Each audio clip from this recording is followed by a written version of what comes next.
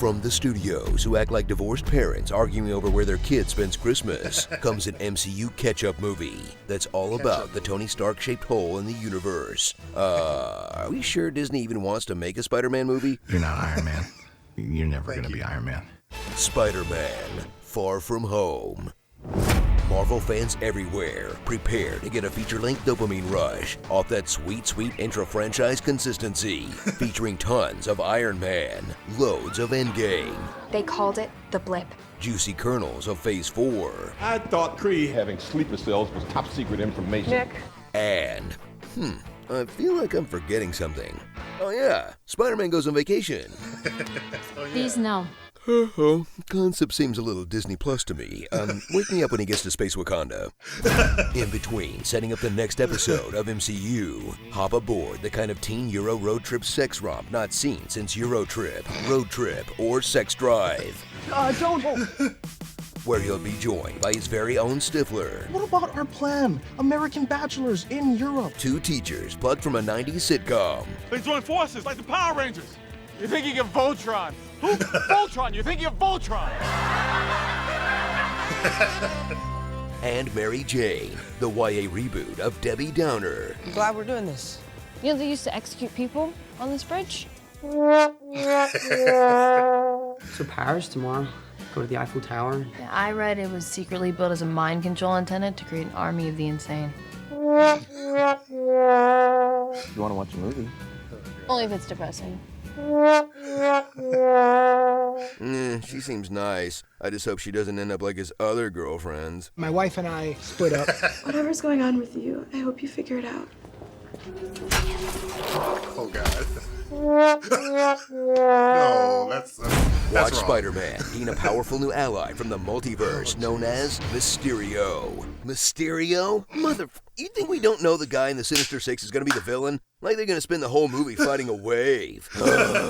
Jake Gyllenhaal shines as a fishbowl with haunted house powers who's out for revenge on Tony Stark. You know, the already dead guy. Because even in death, Iron Man is the only force powerful enough to motivate an MCU bad guy. Dude's company was like an arc reactor for haters. Our former boss, Tony Stark. Just get a job at Hammer Industries, you dorks.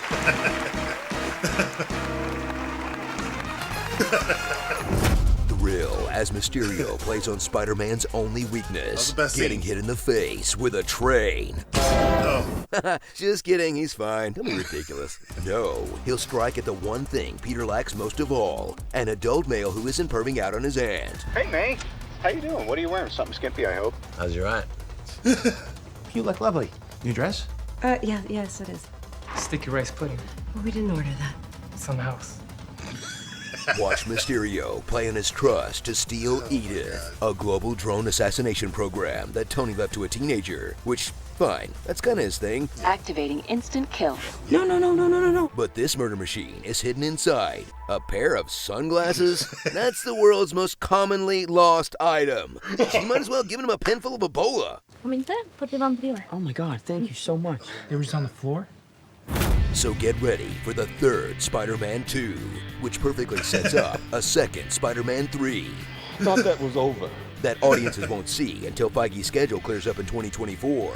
But no whining, because if the rights stay with Sony, you get a Spider-Man movie every year, plus one with Venom, one with Jared Leto's Morbius, Madam Web. What the Yeah, it's probably better this way.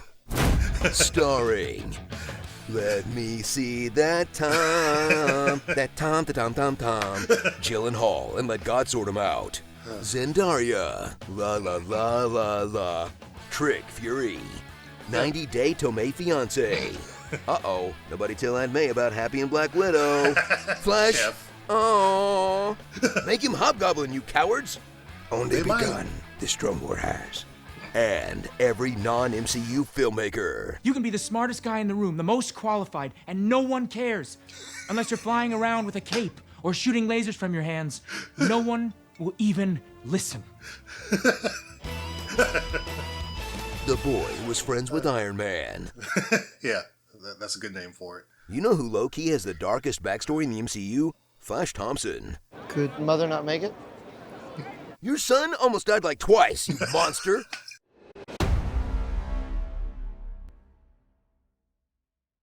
So, you're in my office? Yes, sir, I am. Why is that happening? Well, I have a pitch for a Spider-Man movie, you know, to wrap up Phase 3 of the MCU. Oh, I kind of thought Avengers Endgame would be a good way to wrap up Phase 3, you know, end with a bang, then take a little break. Well, this Spider-Man movie's kind of like how you'd have a thin mint after a big meal, except, you know, this mint costs $160 million. A very expensive mint. Yeah. Well, you know what? I guess it'll be really interesting to dive into how the characters react to half the population disappearing and reappearing 5 years later. That's gotta be nuts to process. Yeah, we're barely gonna explore that though. Oh, we're not. Now see, this episode of the Marvel show is a comedy and all that seems pretty dark, so we're just gonna play the widespread death thing as a joke and then not really talk about it. Well, okay then. Anyway, it's gonna be interesting to see how things go now that Tony's gone, you know, let the characters breathe a little. Tony's gonna drive the whole movie. Oh, he is? Oh yeah, all the character motivations directly and indirectly and all the technology that drives the plot, it's all Iron Man. Yeah. Well, people do like Iron Man. Yeah, not ready to let go of him just yet. He's like a little safety blanket. He is, yeah. So anyway, in this movie, Peter wants a break from being a hero and he goes on a little Euro trip with his classmates. Okay. But when he gets there, he realizes that Aunt May packed his Spidey suit for him. Oh yeah, what are we gonna do with that big Aunt May cliffhanger from Homecoming, you know, where she sees him as Spider-Man? Nothing, she's apparently just fine with it and they work together. Oh, so that cliff ended up being more of like a tiny step? More like just more flat ground. Oh, it was a flat ground hanger, okay. Yeah, so anyway, Nick Fury approaches him because these elemental creatures are attacking, right? And he's like the only Avenger that can help. How come? Well, he asks about Thor and he's off-world and Captain Marvel is busy, so there's just him. Well, what about Black Panther or Bucky or Falcon or Ant-Man or the Wasp or Doctor Strange or Scarlet Witch or Pepper? Well, here's the thing. This is a Spider-Man movie, right? So I'm gonna need you to get all the way off my back about the other heroes. Oh, okay, let me get off of that thing. Great, thank you. So anyway, it turns out that Tony left Peter these billion-dollar glasses with a system called Edith. Okay, and what's that all about? Well, it lets Peter spy on people and control their technology and control an army of drones from space and kill anyone, anywhere, anytime. Yeah, that killing technology sounds a whole lot like what Hydra wanted to use in the Winter Soldier. Why would Tony not only make that, but give it to a child? Yes. So the movie can happen. He also programmed it so Peter's the only one who can use it. Isn't Peter only brought back to life like 5 minutes before Tony dies? When would he have programmed that? Unclear. Well, okay then. Anyway, we're also gonna have Mysterio in this movie. A great villain. We're actually gonna pretend like he's a good guy so we can surprise everybody with a big twist halfway. I guess that'll be a fun surprise for people who haven't heard of the classic villain Mysterio, or Google his name when the trailer comes out, or think about how evil his name sounds. Yeah, I'm thinking we could surprise at least a dozen people with this twist. Well, great. Yeah, so Mysterio manipulates Peter into giving him full control of Edith. Wow. And we're gonna learn about his big master plan and his motivations and everything. How are we gonna learn that? He's gonna straight up shout it in great detail for several minutes. Right. Oh, he is? Yeah, and he's gonna point at people on his team and explain why they helped and what their contributions were, and we're gonna flash back to other movies. Yikes, seems pretty heavy-handed. Wow, okay, I didn't want to say anything, but heavy hand syndrome does run in my family, and I'd appreciate if you didn't bring it up. Oh, I'm so sorry, I had no idea. That's okay, it's just between heavy hands and ham fists, I don't exactly have it easy. Oh, let's just move on. I'm sorry I brought it up. Yeah, okay, yeah. So why are we saying that Mysterio's doing all this? Oh, well, actually, we're gonna have this big reveal that he's the one who made Barf. Oh, making barf is tight. I did that last night. Had some weird oysters. That's not what I meant. Oh, whoops. Whoopsie, no, he's the one who made the Barf hologram tech from Civil War. Oh, okay, I gotcha. Yeah, so Mysterio was mad that Tony didn't see the full potential of his hologram technology, so he put together a team of disgruntled employees. So the villain is somebody that was scorned by Tony Stark in the past? Yeah, pretty cool, right? Yeah, I mean, kind of sounds like Vulture in Homecoming. Right. Or Ironmonger in Iron Man.